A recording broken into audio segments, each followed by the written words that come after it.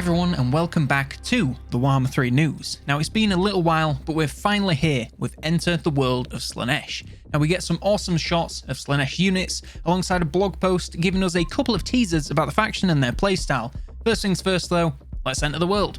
Now as we previously learned, this is Nikari, who is the legendary keeper of secrets, which are major demons of Slaanesh. He is our faction leader and will be a force to be reckoned with on the battlefield and campaign. The blog post tells us that he's extremely fast and vicious in battles and excels at taking out enemy characters one-on-one. He has the passive ability Harvester of Souls, which heals him whenever an enemy unit is wiped out nearby, as well as Willing Prey, which significantly reduces nearby enemies' melee attack and defense to make them even easier to take out. Now this shapes him up to be a massive frontlines and dueling presence. We also get a bunch more glamour shots of all the Slaanesh units we've come to know and love. We have Fiends, Marauders of Slaanesh, Furies, Soul Grinders, Keepers of Secrets, Demonettes, Seekers, and Seeker Chariots of Slaanesh. And we also see a caster letting loose a lash of Slaanesh onto the Nurgle lines. From what we're seeing here, the Slaanesh roster looks to be very focused on momentum and intensity to keep up the pressure on their foes and wipe them out as quickly as possible.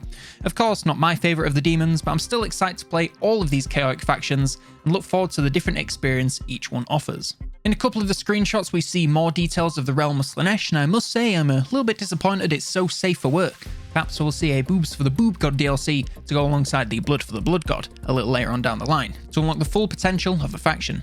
Nevertheless, it's different to any terrain we've seen before, and the Chaos Realms look as different as the gods themselves. Our final few details are all coming from the blog post, and they're talking a little bit more about the Slaanesh playstyle and some faction mechanics in battle. Over the course of battles, they build up currency by killing retreating units. Now this currency can be spent on one of 3 units, which we don't find out anything about, which is a little strange. In campaign, we actually learn about 3 of their mechanics. Gifts of Slaanesh allows lords and heroes to impart gifts on enemy characters in the form of bundles of negative effects. Seduction allows you to force factions into vassalization via seducing them. And Devotees is a currency that is gained by capturing devotees post-battle using cults and from pleasurable acts.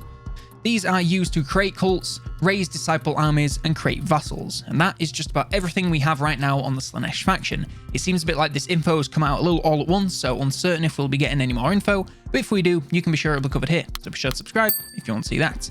Leave a like if you did, and let me know in the comments what you are thinking about Slaanesh so far. Just to remind you that the Christmas sweater merch is now available, and you can get 10% off everything store-wide on COLONELDAMNEDERS.store with code FASTEG2021. That's valid until the end of the year, the 31st of December, to make the most of it while it lasts. Huge thanks to all supporters, in particular Isabel C and Henry Tucker, for their support at That Unclean Ones tier. Thank you all for watching, and for now, I've been Colonel Damneders, and I will see you next turn.